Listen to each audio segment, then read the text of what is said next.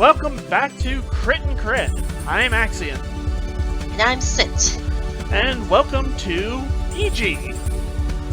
I am so excited for this. IJI is one of my favorite games.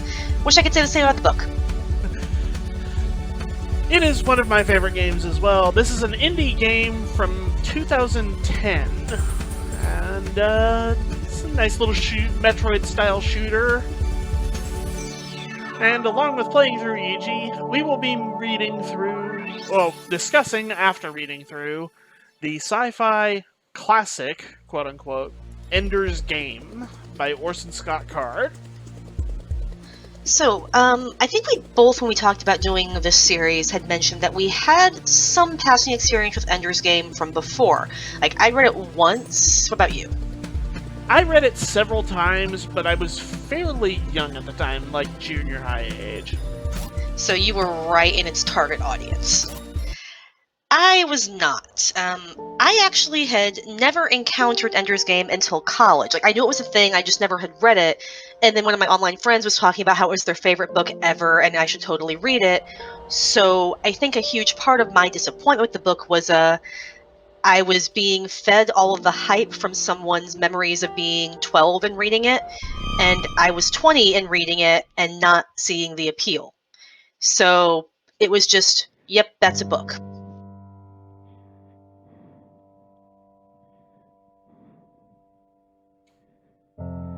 But yeah, having revisited it, you can definitely see that it is an incredibly influential work of writing, even if elements of it have not stood up as well as others. But that's kind of what happens when you get into, I struggle to say early sci-fi, since this is a book from the mid-'80s and sci-fi had been around for a fair bit by then. But yeah, you can definitely tell it's not a modernly written book in so many regards. But yeah. My experience with it was, I was a bored junior high student looking for books to read that I had not already read. I was interested in sci-fi and fantasy, but my school had a reading program where certain books were incorporated into a testing system that sounds like Accelerated Reader, which my school uses. I don't think that was the name of it, but I'm sure, yes, that many schools have a similar system. But the problem was that not very many sci-fi or fantasy books that I could find in our school library were part of this system. It was not all-encompassing. It did not have every book in the library built into it. So if you wanted to read a book that wasn't part of the system, you had to essentially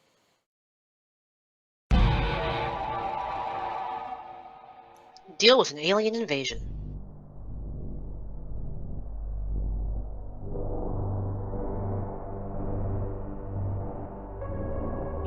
You had to get all of your reading done, required reading and required testing done before you could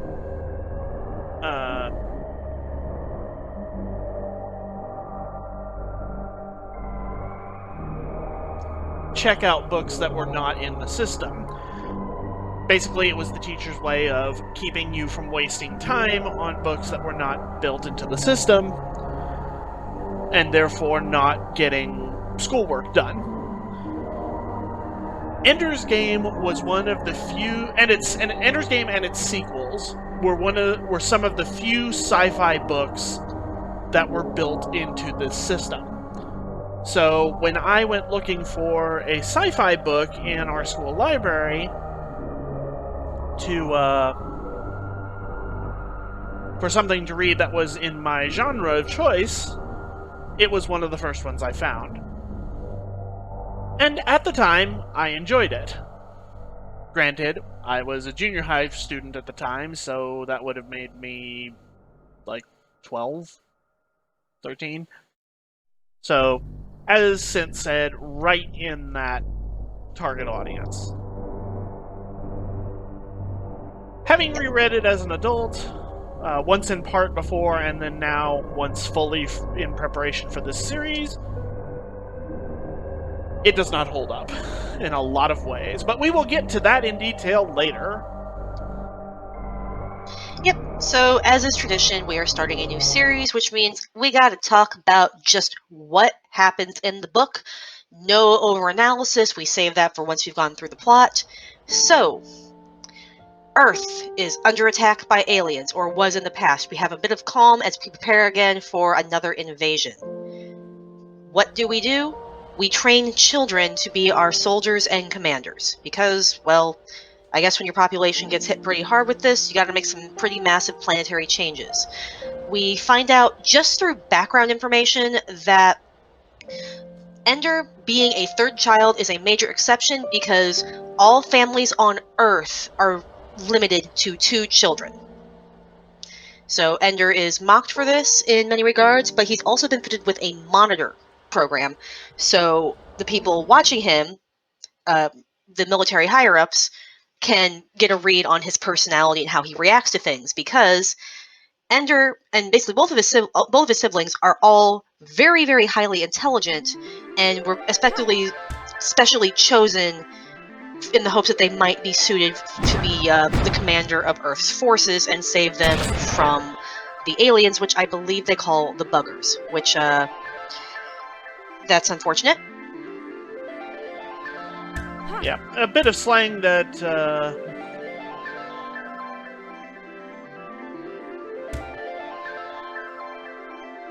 does not hold up well today.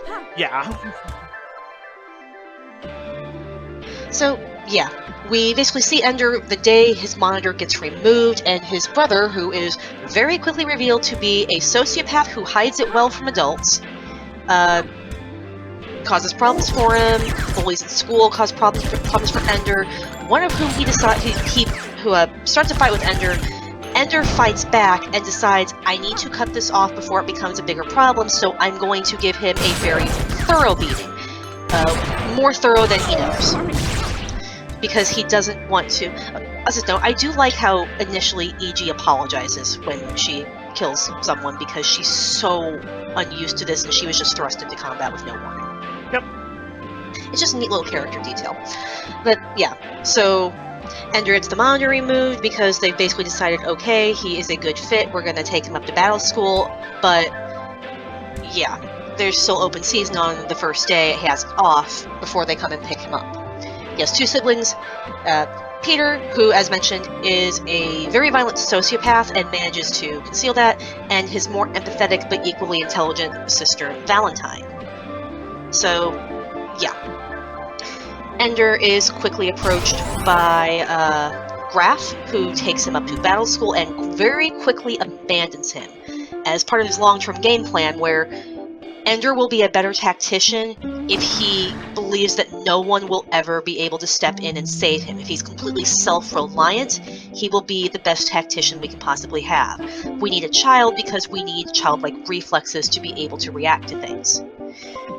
So this is all very well and good from a tactical standpoint, but from a basic psychology and human rights standpoint,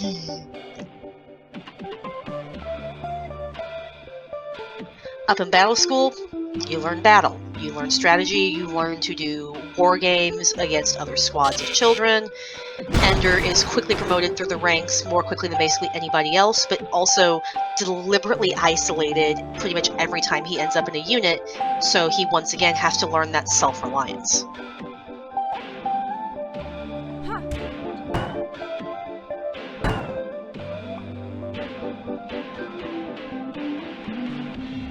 Feel free to chime in at any point. I don't want to completely monopolize.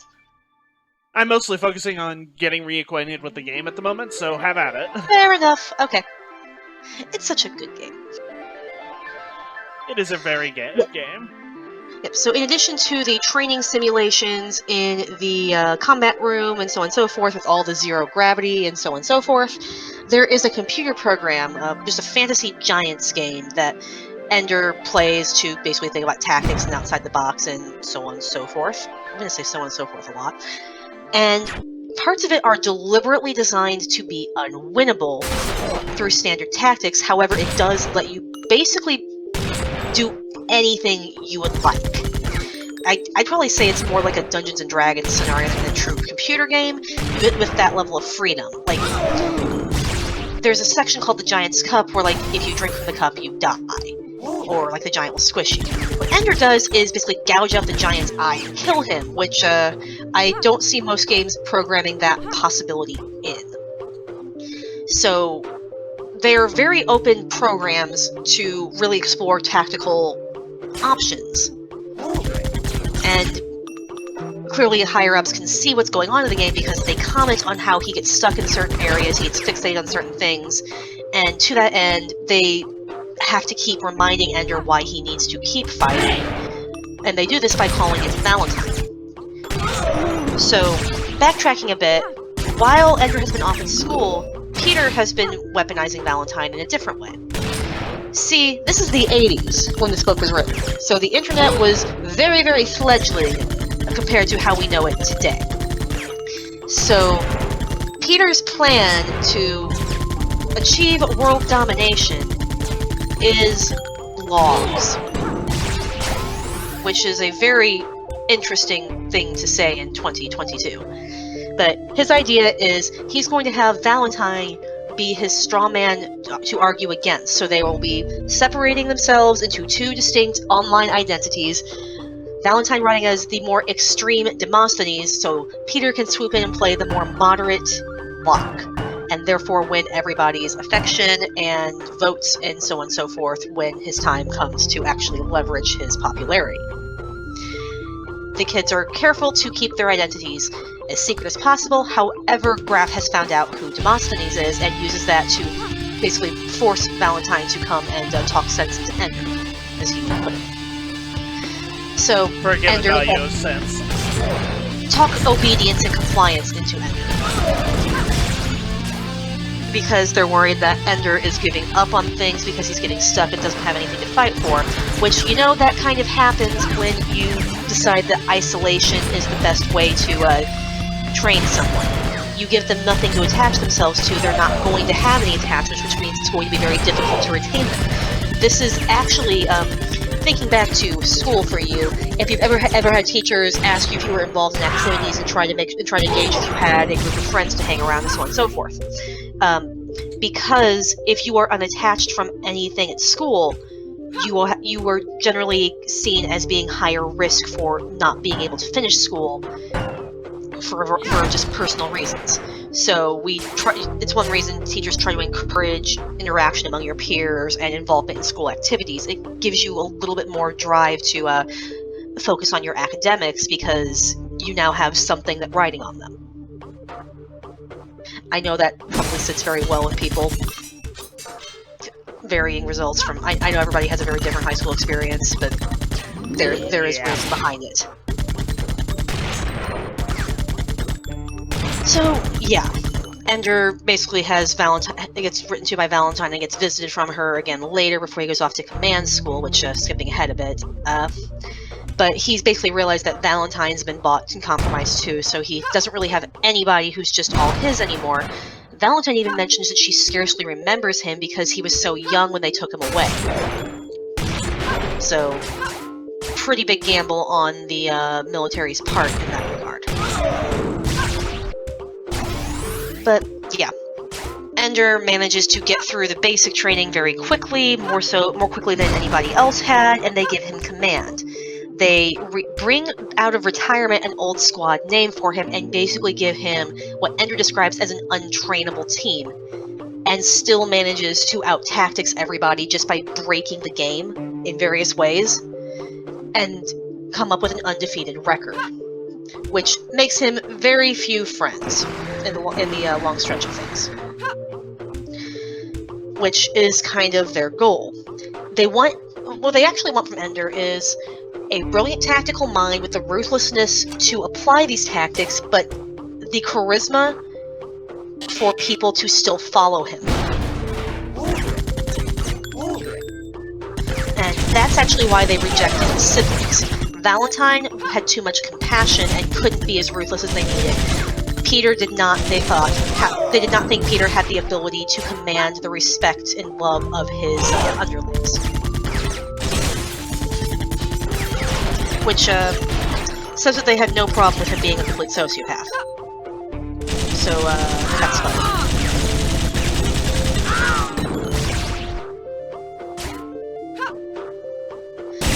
Ender basically just gives Kid on his team Bean free reign to make whatever nonsense strategies he can come up with. The crazier the better, because we just need to keep surprising them.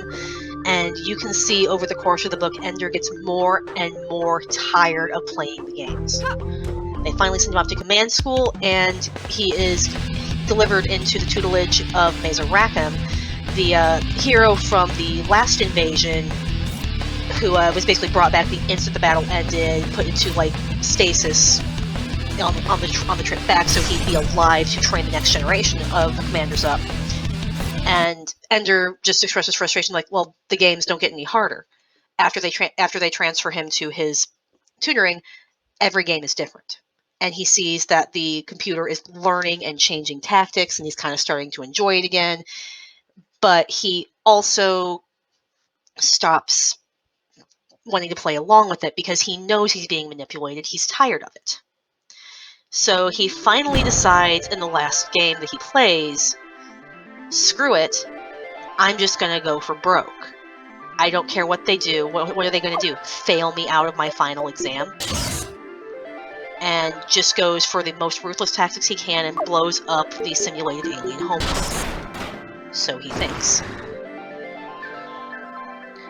It is then revealed to Ender that, no, you haven't been playing games for several months now. You've been actually commanding ships, you have actually been leading a war, and you have completely eradicated this alien species. Congratulations, you're a hero. And Ender has a freak out and basically spends like 3 days unconscious because he can't cope with it. I mean, wouldn't you? Yes, it's completely understandable. Meanwhile, back on Earth, the Locke and Demosthenes scheme has been going very, very well. They have gotten a lot more influence than you would expect someone with a blog to get, especially considering how guarded they were about their identities. Peter is upset that Locke is not as popular as Demosthenes, but this eventually does lead to Peter getting an insane amount of political clout. I believe by the end of the book, he's in charge of Earth. Yes, he becomes the hegemon, and over the course of the last few years after Ender ends the war, he basically unifies the planet, works his way up the political hierarchy, and, as you said, more or less takes over the world. Yep, which is when things come up more about Ender as a person, because it is revealed that Ender has actually killed 2 people. The first bully he encountered by just, I'm going to beat him so badly he never beats me up again, which is more accurate than he knows because no one tells Ender that the kid died of his injuries. Later on in battle school, he manages to embarrass another student commander, who decides, okay, I'm gonna get him back. I'm gonna jump in the bathroom. And Ender once again decides the best way to stop this is to make sure I give him a lesson he's not going to forget. But Ender actually sees that time he's not laying right. He didn't hit the ground right. Oh no, oh no, no. No one ever tells Ender, but he killed him. And Ender is, despite his very obvious knack for violence and fighting, is not a violent person by nature. He doesn't want to be. He wants to be left alone in peace, and he has noticeable compassion. Which is what they wanted in him, because the compassion is what's going to make him able to empathize with his command, and make them able to trust him. So, yeah. However, that also means it's going to be very, very difficult for Ender to cope with the things he has to do as a commander. Which does not seem to be much concern because it's basically at this point, yes, the 6-year-old has feelings, but the planet could die.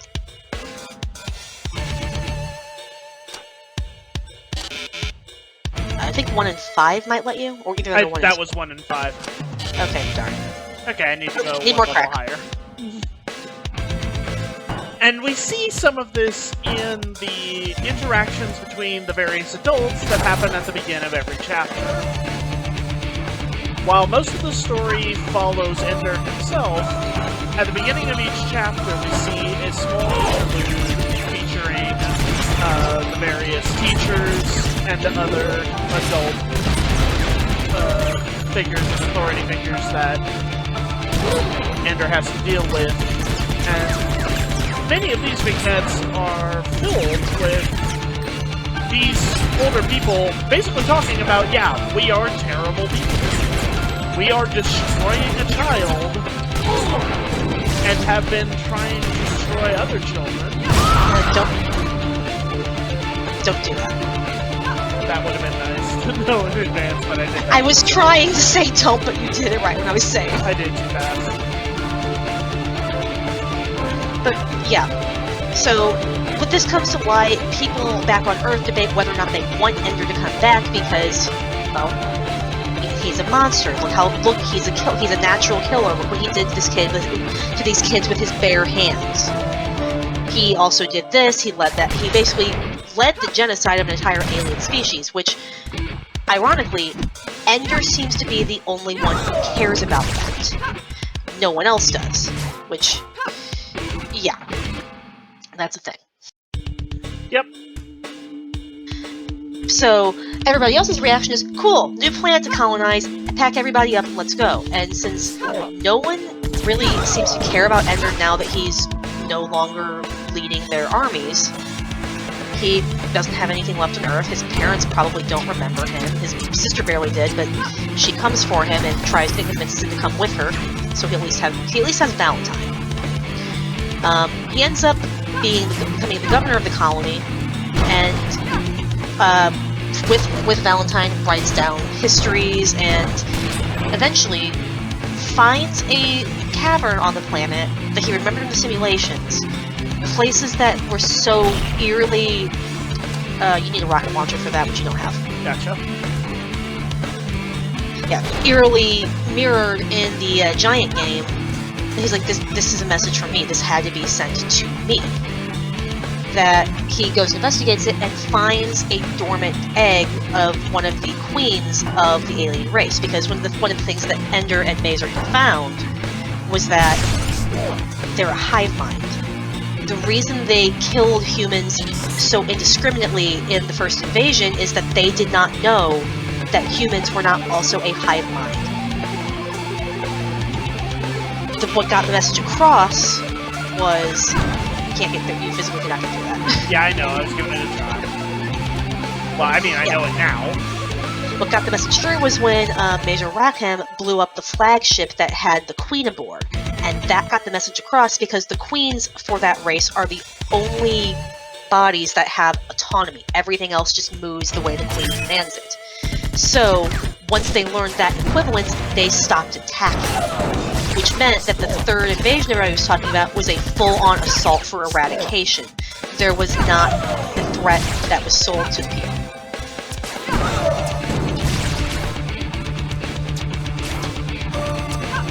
So, Ender takes the egg and vows to find a safe place where it can hatch and begin the race anew. It's all he can think to do for them. And basically the book ends with, like, he would search for a long time. So, Ender, the one who killed them, is trying to rebuild them. And yeah, that's basically it.